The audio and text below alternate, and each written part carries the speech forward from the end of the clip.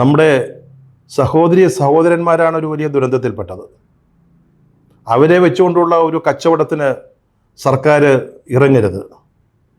അവരുടെ പേരിൽ അവർക്ക് ചെലവഴിച്ച തുകയുടെ കണക്കെഴുതുമ്പോൾ ഏതെങ്കിലും തരത്തിലുള്ള പെരുപ്പിക്കലുകൾ നടന്നിട്ടുണ്ടെങ്കിൽ, ഞാൻ അടിവരയിട്ട് പറയുകയാണ്, നടന്നിട്ടുണ്ടെങ്കിൽ കണക്കുകൾ പരിശോധിക്കുമ്പോൾ അങ്ങനെ വിശ്വസിക്കാനാണ് നമ്മൾ നിർബന്ധിതരാകുന്നത്. എങ്കിലത് ശരിയല്ല. അത് അവരോട് ചെയ്ത, മരിച്ചുപോയവരോട്, ആ ദുരന്തത്തെ അതിജീവിച്ചവരോട് ചെയ്യുന്ന വലിയ അനീതിയായിരിക്കും. ഇപ്പോൾ ഇവിടെ 1500ഓളം വീടുകൾ നഷ്ടപ്പെട്ടിട്ടുണ്ട്. അത് പുനർനിർമ്മാണത്തിന് വലിയ തുക വേണ്ടിവരും എന്ന് പറയുന്നുണ്ട്. സർക്കാർ അതിനെ ചില സ്കീമുകൾ തയ്യാറാക്കുന്നുണ്ട്. 2 ഗ്രാമങ്ങൾ തന്നെ ഉണ്ടാക്കുമെന്നാണ് പറയുന്നത്. നല്ല കാര്യമാണ്, നല്ലൊരാശയമാണ്. പക്ഷേ ഇവിടെ ഈ ചെലവ് അല്ലെങ്കിൽ എസ്റ്റിമേറ്റ് കൊടുക്കുമ്പോൾ ഒരു 1200 വീടുകൾക്കുള്ള ഓഫറുകൾ, വാഗ്ദാനങ്ങൾ സംസ്ഥാന സർക്കാരിന് ലഭിച്ചിട്ടുണ്ട്. അത് പറഞ്ഞത് കേരളത്തിലെ റവന്യൂ മന്ത്രിയായ ശ്രീ രാജൻ തന്നെയാണ്, കെ രാജൻ തന്നെയാണ്. അദ്ദേഹമാണ് പറഞ്ഞത്. ചിലതൊക്കെ ഓർമ്മയിൽ നിന്ന് പറയുകയാണെങ്കിൽ രാഹുൽ ഗാന്ധി ഒരു 100 വീട് പറഞ്ഞിട്ടുണ്ട്, മുസ്ലിം ലീഗ് 100 വീട്, മാർക്കസ് സിറ്റി 100 വീട്, കർണാടക ഗവൺമെൻറ് 100, ഓർത്തഡോക്സ് സഭ 50 വീട്, വി.ഡി. സതീശൻ 25 വീട്. അതൊരു പക്ഷേ രാഹുൽ ഗാന്ധി പറഞ്ഞ 100 വീടുകൾ കൂടാതെ KPCC കൊടുക്കാൻ ഉദ്ദേശിക്കുന്ന, അല്ലെങ്കിൽ കോൺഗ്രസ് പാർട്ടി കൊടുക്കാൻ ഉദ്ദേശിക്കുന്ന 25 വീടുകളാവാം. അതുപോലെ തന്നെ നാഷണൽ സർവീസ് സ്കീം 150 വീടുകൾ, എല്ലാം ഓർമ്മയിൽ വരുന്നില്ല. ഏതാണ്ട് 1200 വീടുകളുടെ ഓഫറുണ്ട്. നമ്മൾ 2 ഗ്രാമങ്ങൾ സൃഷ്ടിക്കാൻ ഉദ്ദേശിക്കുമ്പോൾ ഈ 1200 വീടുകളുടെ ഓഫർ നമ്മൾ ശ്രദ്ധിച്ചിട്ടുണ്ടോ, കണക്കിലെടുത്തിട്ടുണ്ടോ? അത് കോർഡിനേറ്റ് ചെയ്യാനുള്ള, വാഗ്ദാനം നൽകിയവരുടെ ഇടയിൽ അതിൻ്റെ ഒരു ഏകോപനത്തിന് എന്തെങ്കിലും നടപടികൾ എടുത്തിട്ടുണ്ടോ? അതൊക്കെ ജനങ്ങൾക്കറിയാൻ താല്പര്യം ഉണ്ടാകുമല്ലോ. അല്ലാതെ വെറുതെ പെരുപ്പിച്ച കണക്കുകൾ എസ്റ്റിമേറ്റ് കൊടുത്തിട്ട് എന്താണ് പ്രയോജനം ഉണ്ടാവുക? ഒരു കാര്യം സംസ്ഥാന സർക്കാർ മനസ്സിലാക്കേണ്ടതുണ്ട്. പഴയ കോൺഗ്രസ് ഗവൺമെൻറ് ഒന്നും അല്ല അവിടെ ഇരിക്കുന്നത്. ഡൽഹിയിലെ എന്തെങ്കിലും കൊടുക്കാതിരിക്കാൻ പറ്റുമോ എന്നാണ് അവർ നോക്കുന്നത്. അപ്പോൾ ഇത്തരത്തിലുള്ള വിശ്വസിക്കാൻ പറ്റാത്ത കണക്കുമായിട്ട് ചെന്നാൽ അവരെന്താ നാളെ പറയാൻ പോകുന്നത്? ഓ, പിണറായിയുടെ ഗവൺമെൻറ് കുറേ കള്ളക്കണക്കുമായിട്ട് വന്നു, ഞങ്ങളവരെ ഓടിച്ചു വിട്ടു എന്നായിരിക്കും അവർ പറയുക. ഇങ്ങനെയല്ല ഇത്തരം കാര്യങ്ങൾ ചെയ്യേണ്ടത്.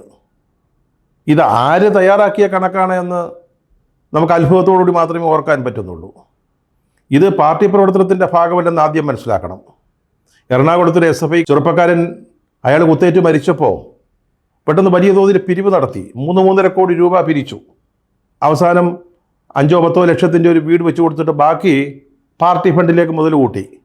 അത് ഇത്തരം കാര്യങ്ങളിൽ നടക്കുന്ന കാര്യമല്ലെന്ന് ഈ സംസ്ഥാനത്തെ നയിക്കുന്നവരല്ലെങ്കിൽ അവർക്ക് വേണ്ടി കണക്കുകളൊക്കെ തയ്യാറാക്കുന്ന ആളുകൾ മനസ്സിലാക്കേണ്ടതുണ്ട്.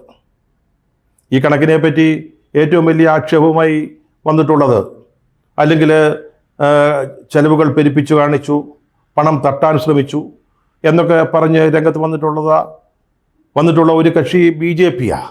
അവർക്കതിന് എന്ത് ന്യായം, എന്ത് അവകാശമാണുള്ളത്? ഈ ദുരന്തമുണ്ടായി 10 ദിവസം കഴിഞ്ഞിട്ടാണ് നമ്മുടെ പ്രധാനമന്ത്രി വയനാട്ടിലേക്ക് വന്നത് തന്നെ. അപ്പോഴേക്കും ഈ ദുരിതാശ്വാസ പ്രവർത്തനങ്ങളുടെ ആദ്യഘട്ടം പൂർത്തിയായി കഴിഞ്ഞിരുന്നു.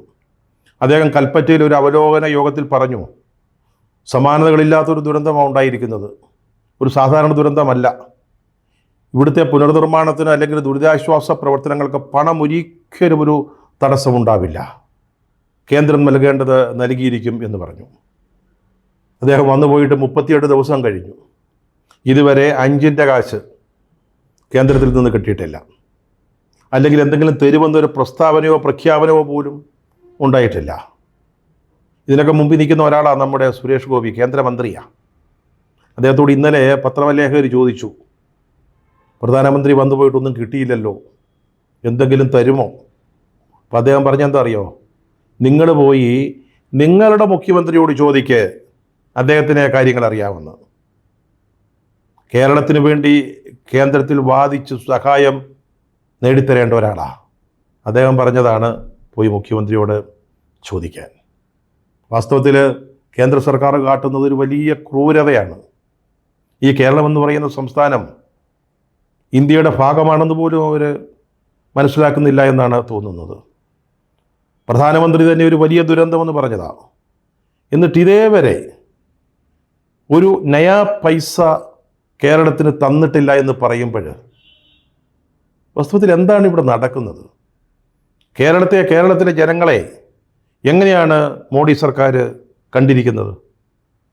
ഇവിടെ ദുരിതാശ്വാസ പ്രവർത്തനത്തിന് കേന്ദ്രത്തിൻ്റെ സഹായം വേണ്ടതല്ലേ? ഇത്തരം സന്ദർഭങ്ങളിൽ ചെലവാകുന്ന തുകയുടെ 75% കേന്ദ്രം നൽകേണ്ടതാണ്. സത്യത്തിൽ ഇത് ആ ദുരന്തമുണ്ടായ ആദ്യ ദിവസങ്ങളിൽ തന്നെ ഒരു തുടക്കമെന്ന നിലയിൽ ഒരു തുക അനുവദിക്കേണ്ടതായിരുന്നു. അതിന് തയ്യാറായില്ല. പിന്നീട് അദ്ദേഹം വന്നിട്ട് പറഞ്ഞു പണത്തിൻ്റെ ലഭ്യത ഒരു പ്രശ്നമാവില്ലെന്ന്. പക്ഷേ ഇപ്പോഴും നമ്മൾ കാത്തിരിക്കുക, കേന്ദ്രം കനിയുന്നത് കാത്ത്.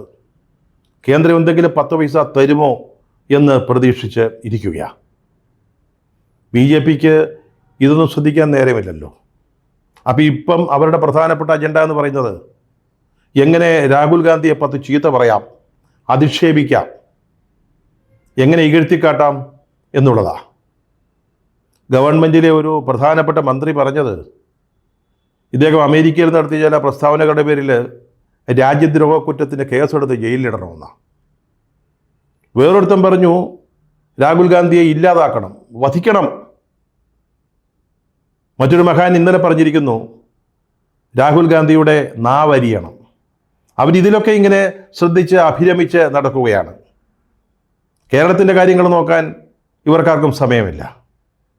പക്ഷേ പുതുതായി ഉദ്ഘാടനം ചെയ്യുന്ന ഒരു തീവണ്ടിയുടെ പേര് അവസാന നിമിഷം മാറ്റാൻ വരെ അവർ അതീവ ശ്രദ്ധ ജാഗ്രത കാട്ടുന്നുണ്ട്.